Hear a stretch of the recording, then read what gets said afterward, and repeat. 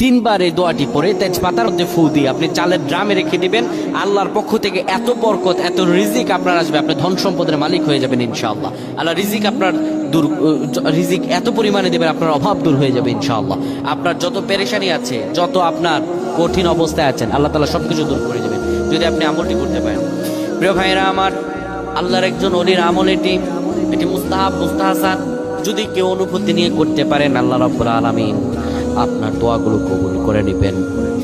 আপনি কাঁচা তেজপাতা নেবেন, বিসমিল্লাহির রহমানির রহিম সহ সূরা ফাতিহা একবার পড়বেন, দুরূদ শরীফ একবার পড়বেন, তারপরে 3 বার পড়বেন সুবহানাল্লাহি ওয়া বিহামদিহি আস্তাগফিরুল্লাহ, সুবহানাল্লাহি ওয়া বিহামদিহি আস্তাগফিরুল্লাহ।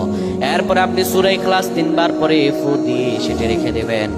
আল্লাহ আপনার রিজিকে এত পরিমাণে বরকত দান করবেন, এত পরিমাণে রিজিক দান করবেন, আপনি কোনোদিনও অভাবে পড়বেন না। আল্লাহ আপনার সব অভাবগুলো দূর করে দেবেন। সুবহানাল্লাহ।